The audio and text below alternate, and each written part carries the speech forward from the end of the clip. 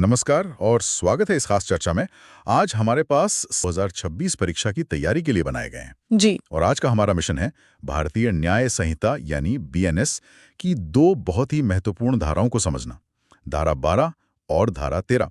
और हम इसे स्टडी टेक के मजेदार ट्रिक्स और साफ सुथरे एक्सप्लेनेशन के जरिए करेंगे। बिल्कुल, इन स्लाइड्स की खासियत यही है कि मुश्किल कानूनी जानकारी को बहुत ही सरल याद रखने योग्य तरीके से पेश करते हैं। आज हम इन धाराओं के नियमों, उनके पीछे की सोच और पुराने कानून यानी आईपीसी से इनके संबंध को समझेंगे। तो चलिए इस जानकारी के भंडार को खोलते हैं। शुरुआत करते हैं धारा 12 से। स्टडी टेक ने इसे सुपर इंपॉर्टेंट मार्क किया है, तो जाहिर है इस पर ध्यान देना जरूरी है। यह धारा एकांत कारावास यानी सॉलिटरी कन्फाइनमेंट के नियमों के बारे में है। यहाँ एक दिलचस्प बात है, धारा 12 जो है वो एकांत कारावास की सजा देती नहीं है। अच्छा। हाँ, बल्कि ये बताती है कि अगर किसी को धारा 11 के तहत ये सजा मिली है तो उसे लागू कैसे किया जाएगा। ये एक तरह से नियमों का एक ढांचा है। और परीक्षा की तैयारी करने वालों के लिए एक जरूरी जानकारी जी। जो पहले भारतीय दंड संहिता आईपीसी में धारा 74 थी, वही अब भारतीय न्याय संहिता बीएनएस में धारा 12 है।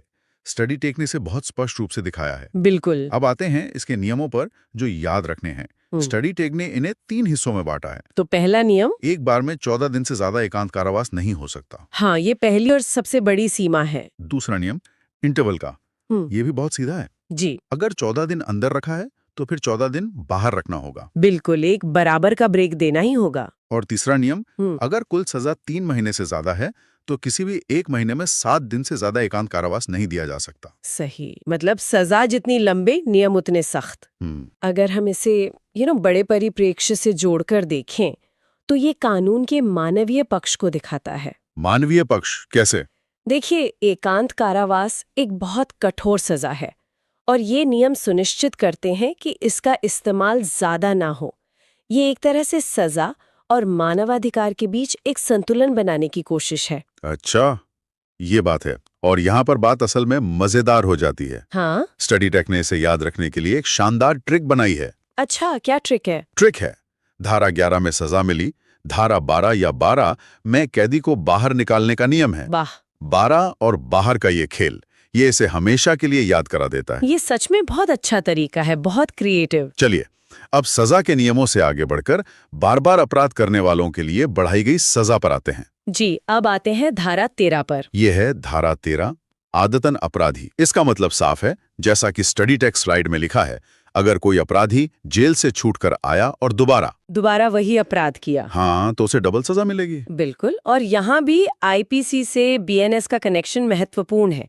जो पहले आईपीसी में धारा 75 थी, वही अब बीएनएस में धारा 13 है। ओके, अब इसके भी कुछ नियम हैं जो जानना जरूरी है। पहला नियम, ये धारा उन अपराधों पर लागू होगी जिनमें 3 साल या उससे ज्यादा की सजा है, जैसे चोरी या नकली सिक्के बनाना। सही, ये हर छोटे मोटे अपराध के लिए नहीं है, सिर्फ गंभीर अपराधों के लिए। और दूसरा नियम, अगर अपराधी ने वही अपराध दोबारा किया तो उसे आजीवन कारावास लाइफ इम्प्रिजनमेंट या 10 साल तक की सजा हो सकती है। ये तो बहुत बड़ी बढ़ोतरी है। बहुत बड़ी।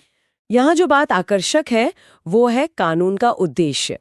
यह धारा रिसिडिविज्म यानी बार बार अपराध करने की प्रवृत्ति को रोकने के लिए है।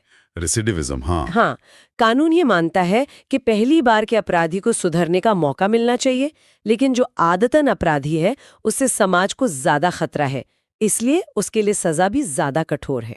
और एक बार फिर स्टडी टेक हमें निराश नहीं करता। इस बार क्या है? इसे याद रखने के लिए उनकी ट्रिक तो और भी मजेदार है।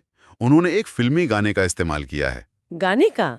अच्छा। ट्रिक कहती है, गाना सुना है ना, तेरा होने लगा हूँ? हाँ, सुना है। तो अपराधी को जुर्म का नशा हो गया है, तो जज साहब कहेंगे, बेटा तू फिर आ गया, अब तेरा काम तमाम, अब सीधी उम्र कैद मिलेगी। हाँ, ये तो सच में कमाल है। तेरा और तेरा को इस तरह जोड़ना है ना, ये तो कभी नहीं भूलेगा। बिल्कुल नहीं। हम भारतीय न्याय संहिता यानी बीएनएस के अध्याय 3 साधारण अपवाद को समझेंगे। हमारा मकसद एक तरह से ये जानना है कि कौन से काम हैं जो कुछ खास हालात में अपराध नहीं माने जाते। सही कहा। और ये सिर्फ मतलब कानूनी धाराओं को रटना नहीं है। नहीं, बिल्कुल नहीं। स्टडी टेक ने इन मुश्किल कॉन्सेप्ट्स को समझाने के लिए कुछ मजेदार ट्रिक्स और तस्वीरों का इस्तेमाल किया है। हाँ, वो तो मैंने देखा, काफी दिलचस्प है। तो आज हम इन स्लाइड्स के जरिए ये समझने की कोशिश करेंगे कि कानून सिर्फ क्या हुआ ये नहीं देखता, बल्कि क्यों और किन परिस्थितियों में हुआ इसे भी बहुत अहमियत देता है। चलिए तो फिर शुरू करते हैं। चलिए। ठीक है, तो इसे खोलते हैं। स्टडी टेक की पहली स्लाइड सीधे मुद्दे पर आती है। धारा 14, विधि द्वारा आबद्ध व्यक्ति का कार्य, मतलब act done by a person bound by law. ये पहले आईपीसी में धारा 76 हुआ करती थी। हाँ, और स्लाइड में एक सैनिक की तस्वीर है जो भीड़ पर गोली चला रहा है, और साफ लिखा है कि सैनिक पर हत्या का केस नहीं चलेगा। नहीं चलेगा क्योंकि वो कानून से बंधा हुआ है, मतलब बाउंड था। तो इसका सिद्धांत क्या है? देखिए, यहाँ जो मुख्य सिद्धांत है वो है कानूनी कर्तव्य का पालन। ओके। जब कोई सरकारी कर्मचारी, जैसे मान लीजिए सेना या पुलिस का जवान, अपने सीनियर के दिए गए कानूनी आदेश का पालन कर रहा है, तो उस काम से होने वाले किसी भी बुरे नतीजे के लिए वो व्यक्तिगत रूप से जिम्मेदार नहीं ठहराया जा सकता। अच्छा। ये एक तरह से सिस्टम को चलाने के लिए बहुत जरूरी है। और इसे याद रखने के लिए स्टडी टेक की एक मजेदार ट्रिक भी है। क्या है? धारा 14 यानी फोर्स। फोर्स। अच्छा। हाँ, अगर कोई फोर्स मतलब सेना या पुलिस वाला ड्यूटी कर रहा है तो उसे धारा 14 बचा लेगी। ये तो काफी आसान बना दिया है ना? ये तो हुई आदेश मानने वालों की बात, लेकिन जो आदेश दे रहे हैं उनका क्या? जैसे कि जज। बिल्कुल, जैसे कि जज। इसके लिए स्टडी टेक की अगली स्लाइड हमें धारा 15 पर ले जाती है। हाँ, जज साहब का बचाव। ये आईपीसी की पुरानी धारा 77 थी। सही है।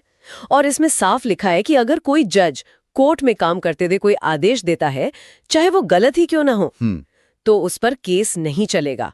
लेकिन एक शर्त है। और वो शर्त बहुत महत्वपूर्ण है। हाँ, कि वो काम सद्भावना यानी गुड फेथ में किया गया हो। बिल्कुल, ये न्यायिक स्वतंत्रता जिसे हम जुडिशियल इंडिपेंडेंस कहते हैं, उसके लिए बेहद जरूरी प्रावधान है, ताकि जज बिना किसी डर के फैसले सुना सकें। सही बात है। और सद्भावना की शर्त ये पक्का करती है कि इस पावर का इसका गलत इस्तेमाल ना हो। और इसको याद रखने की ट्रिक तो और भी मजेदार है। बताइए जरा। स्टडी टेक की ट्रिक कहती है, आईपीसी में ये 77 मतलब 7-7 था। हाँ, बीएनएस में ये 15 है। 15 अगस्त को झंडा कौन फहराता है? बड़े अधिकारी। सही है। कोर्ट में बड़ा अधिकारी कौन? जज साहब। ओह, तो धारा 15 जज को पावर देती है। अरे वाह, ये तो सच में याद रह जाएगा। अब एक और किरदार की बात करते हैं जो कोर्ट के आदेश पर ही काम करता है। जल्लाद। हाँ, जल्लाद। ये हमें धारा 16 पर लाता है। कोर्ट का आदेश मानने वाला। स्टडी टेक का उदाहरण एकदम सटीक है। जल्लाद किसी को फांसी देता है, वो जान ले रहा है, लेकिन उस पर हत्या का केस नहीं होता। क्यों? क्योंकि वो बीएनएस धारा 16 के तहत कोर्ट के ऑर्डर का पालन कर रहा है। तो ये धारा 14 का ही विस्तार है। एक तरह से हाँ, ये धारा 14 का ही विस्तार है, लेकिन ये खास तौर पर न्यायिक आदेशों के पालन के लिए है। ओके। सोचिए, अगर ये सुरक्षा ना हो तो कोर्ट के फैसलों को लागू कौन करेगा? सही बात है। ये तो न्याय प्रणाली के काम करने के लिए अनिवार्य है। बिल्कुल। और यहाँ पर भी एक फिल्मी ट्रिक है। बताइए। स्टडी टेक कहता है धारा 16। शोले फिल्म का डायलॉग याद है? तेरा क्या होगा कालिया। हाँ, गब्बर सजा देता है, लेकिन यहाँ कोर्ट सजा देता है। अगर कोर्ट ने कहा फांसी तो जल्लाद कहेगा जो हुक्म। और धारा 16 उसे बचा लेगी। कमाल है ना? यहाँ से चीजें और भी दिलचस्प हो जाती हैं। अब हम एक बहुत ही जरूरी कानूनी सिद्धांत पर आते हैं जिसे स्टडी टेक ने सबसे बड़ा नियम यानी गोल्डन रूल कहा है। तथ्य की भूल बनाम कानून की भूल। मिस्टेक ऑफ फैक्ट बनाम मिस्टेक ऑफ लॉ। हाँ, ये एक फंडामेंटल लीगल प्रिंसिपल है। लैटिन में इसे कहते हैं इग्नोरेंटिया फैक्टी एक्सक्यूसिट, जिसका मतलब है तथ्य की अज्ञानता क्षम्य है। और इग्नोरेंशिया जुरिस नॉन एक्सक्यूजिट, मतलब कानून की अज्ञानता क्षम्य नहीं है। बिल्कुल। आसान भाषा में अगर आपसे किसी तथ्य को समझने में गलती हो गई तो कानून आपको माफ कर सकता है। लेकिन अगर आप कहें कि मुझे तो ये कानून ही नहीं पता था, तो ये कोई बहाना नहीं माना जाएगा। स्टडी टेक ने इसे बहुत अच्छे उदाहरणों से समझाया है। तथ्य की भूल के लिए तस्वीर है। हाँ, मैंने देखी। जिसमें एक आदमी अंधेरे में रस्सी को सांप समझकर मार देता है। ये माफ है क्योंकि उसकी नियत सांप को मारने की थी, रस्सी को नहीं। सही है, ये फैक्ट की गलती थी, उसे तथ्य को समझने में भूल हुई। दूसरी तरफ कानून की भूल का उदाहरण है जिसमें एक पुलिस वाला बिना हेलमेट वाले बाइक सवार का चालान काट रहा है। हाँ, अगर वो सवार कहे कि मुझे नहीं पता था कि भारत में बिना हेलमेट गाड़ी चलाना मना है, तो भी उसे माफी नहीं मिलेगी। नहीं मिलेगी। हर नागरिक से ये उम्मीद की जाती है कि वो देश के कानून को जाने। और इस पूरे कॉन्सेप्ट को एक लाइन में याद रखने के लिए स्टडी टेक की ट्रिक तो लाजवाब है। क्या है? फैक्ट यानी तथ्य, भूल जाओ तो माफी है, लेकिन एक्ट यानी कानून, भूल जाओ तो लाठी है। हाँ, ये तो शानदार है, सीधे दिमाग में बैठ जाता है। बिल्कुल। अब जो हमने तथ्य की भूल का सिद्धांत समझा, उसे भारतीय न्याय संहिता की एक धारा से जोड़कर देखते हैं। धारा 17? हाँ, धारा 17।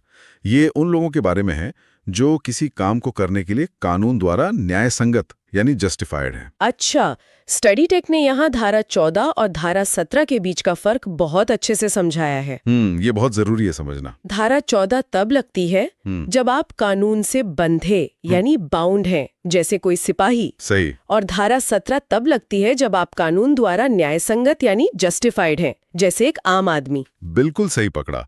धारा 14 एक कर्तव्य, एक ड्यूटी की बात करती है, जबकि धारा 17 एक अधिकार, एक राइट या औचित्य मतलब जस्टिफिकेशन की बात करती है, जो तथ्य की भूल की वजह से पैदा हो सकता है। इसे समझने के लिए स्टडी टेक का उदाहरण देखते हैं। हाँ, वो ए और जी वाला। हाँ, एक सीन है।